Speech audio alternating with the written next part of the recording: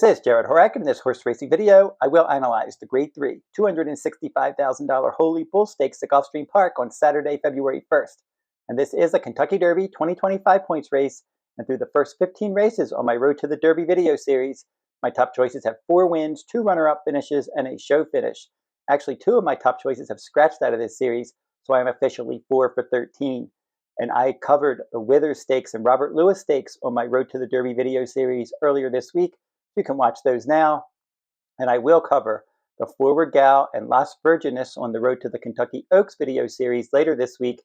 And I am 7 for 13 on my Road to the Oaks video series. And I am offering a full card for Gulfstream Park for February 1st. And for that program, they're going to be running 12 races, and that will be available later this week at therunawayhorse.com on my sales page. And I will include extensive analysis and wagering strategies for all 12 races at Gulfstream. And I also cover Santa Anita full cards each day that they run. And starting this year, I started offering a Saturday special each Saturday. And for February 1st, the Saturday special includes full cards from Gulfstream and Santa Anita. So go over to therunawayhorse.com on my sales page for more details. Now, the early weather forecast for Holy Bull Day calls for partly cloudy skies with a high temperature of 79. The Holy Bull Stakes has been around for a while, since 1990. It was first run as the Preview Stakes, then it was upgraded to a Grade 3 race in 1995. It was renamed the Holy Bull Stakes in 1996. Now, Holy Bull, the racehorse, raced from August of 1993 through February of 1995, and he won 13 of 16 career starts. He was a 9-time graded winner, and he won 6 Grade 1 races actually in his career, including the Grade 1 Florida Derby, Met Mile, Haskell, Travers, and Woodward. And he was the 3-year-old champion and Horse of the Year in 1994. And this Holy Bull Stakes awards Kentucky Derby points to the top 5 finishers: 20 for finishing first, 10 for second, 6 for third, 4 for fourth. If you finish 5th, you pick up 2 Derby points. Last year for the Holy Bull, Hades upset the heavy favorite, the 2-year-old champion Fierceness. So that was an upset in the Holy Bull last year. But the last 28 stakes races at Gulfstream at a mile and a 16th, we've seen 14 winning favorites. So typically, favorites do well in races like the Holy Bull Stakes. Now we're going to meet the field for the 2025 Holy Bull, and then I'm going to give out my contenders from last to first. And the Holy Bull is the 11th race on Saturday, February 1st in here. And this is a Grade 3 $265,000 race for 3-year-olds. Mile and a 16th on the main track. Scheduled post time 5:13 p.m. Eastern Time. Kinetic control, breaking from the inside post for trainer Dale Romans. Junior Alvarado will ride this one. He's yet to ride this one, so this is the first time he's aboard, and he will maybe try to get involved early because he did wire the field in his maiden win last time out. Ferocious, a 2-time Grade 1 placed horse last year, makes his first start of the year, and he adds blinkers. He's probably going to be your favorite in here for Gustavo Delgado, and Javier Castellano will ride. Tappan Street, a 2nd-time starter for trainer Brad Cox, won his local debut at 7 furlongs, and Luis Saez will ride him. Guns Loaded could be the one to catch for Jose D'Angelo, and Irad Ortiz Jr. is his new rider, and they paid $800,000 for this son of Gun Runner. And last time out, he just did hold on and win the Mucho Macho Man Stakes, going wire to wire. Number 5, He's Not Joking for Josie Carroll. This one's a Grade 3 winner on all-weather ground, and he disappointed last time on dirt. Number 6, Burning Glory, last out maiden winner for trainer Bill Mott. Tyler Gaffalione is going to ride. Number 7, Burnham Square, a last out maiden winner for Ian Wilkes. Edgard Zayas is aboard this one. And now we're going to go last to first in the Holy Bull. And the horse that I picked to finish 7th and last is number 5 in here, He's Not Joking. Now, he ran well in his first 4 starts, and they were all on all-weather ground. And he won the Grade 3 Gray Stakes on November 3rd. And then he tried dirt for the first time in the Grade 2 Kentucky Jockey Club Stakes on November 30th. But that day he broke slow. He had an uncomfortable trip. He finished 8th in a 9-horse field. He was beaten 10 lengths. Now, he does need to prove that he can handle dirt, and I want to see how he does handle it in here. I'm not going to play him in this spot. I did like him a bit last time. The horse that I picked to finish 6th is number 1, Kinetic Control. Now, this one completed the exacta in his first 2 career starts. And then in his 3rd start in October, he split a 12-horse field. He was the beaten favorite. And then he was able to bounce back with a front-running maiden win at a mile and a 16th at Churchill Downs on November 22nd.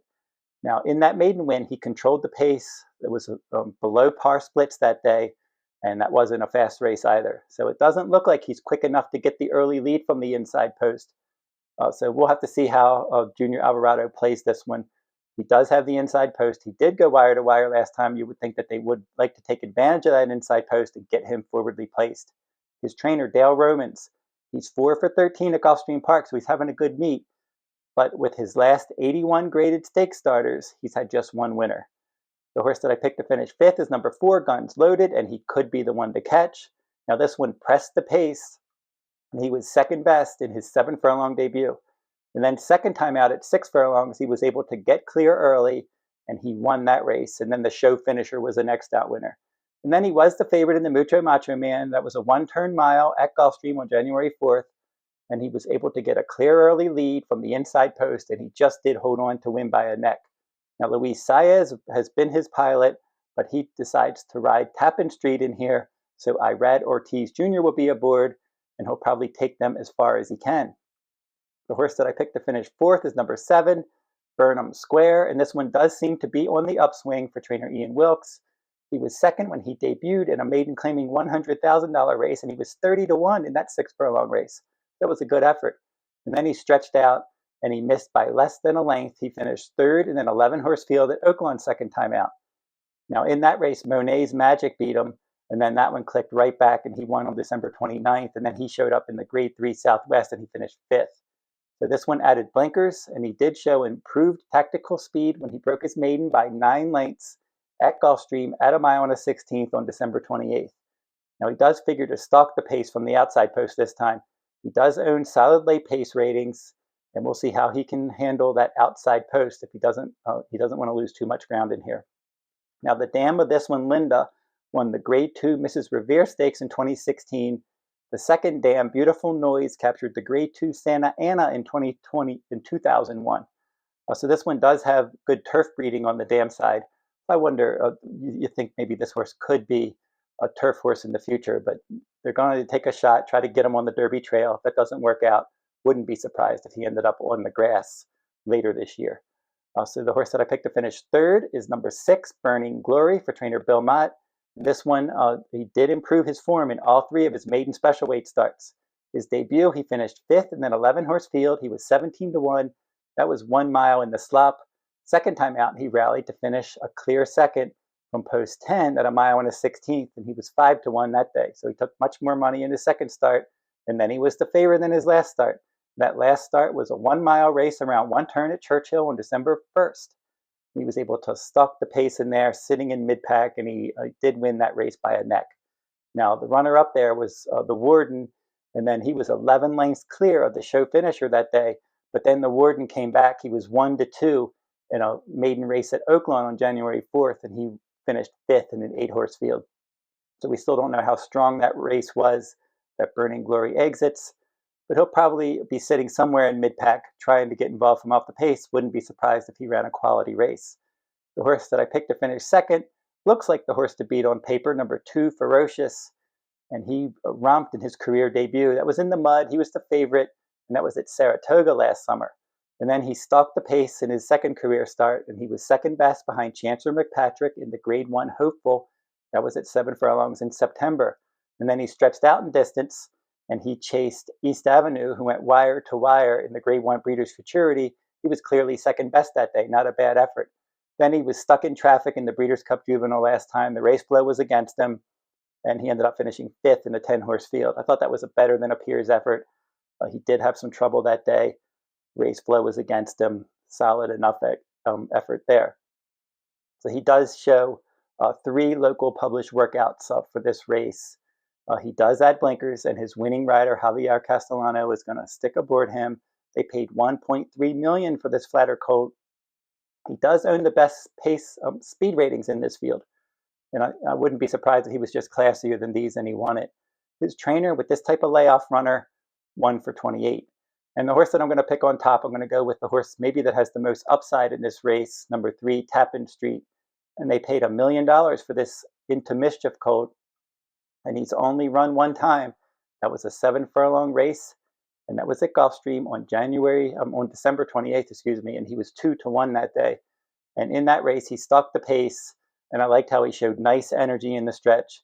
He was able to run down Bob Moe, and he won that race nicely, and he was finding his best stride late, suggesting that he may like more ground. Now, Bob Moe did return to finish a disappointing 5th on January 25th, but another horse that Tappan Street defeated that day, the 4th place finisher, Jimmy's Dailies, he did break his maiden at Gulfstream on January 25th. So Luis Saez decides to stick aboard this one for trainer Brad Cox. He did have a bullet workout for this. 5 furlongs on January 19th, a nice bullet work, and decent pedigree here as well. Obviously, Into Mischief, they paid $1 million for him. And then the dam here, Virginia Key, this one was 3rd in the Grade 3 Gazelle Stakes. The second dam, R. Christie, won 3 stakes races, including the Grade 3 Turn Back the Alarm. So good pedigree here, good connections. He's got the speed to be forwardly placed over a track that typically does favor horses with early pressing speed. I like his post position too at number 3. Good inner post. So there's a lot to like here. He's got upside. We're just going to have to find out if one sprint race is enough to have him ready to face stakes company. As I said, he should be forwardly placed, and Tappan Street will be my top choice in the Grade 3 Holy Bull Stakes. So if you want a free pick each day, go over to therunawayhorse.com and click on the Better Bets blog tab at the top of my homepage. You can get a free pick from around the country each day. I've had winners the last 3 days, back-to-back 5-1 winners as well at fairgrounds and parks. So I just pick a track and a race each day from around the country, make a free pick, and if you want a free pick each day, just click on that Better Bets blog tab, and you'll get a free pick each day. And don't forget to like, comment, and share these videos if you like them, and subscribe to my channel as well. And until I see you next time, good luck at the races.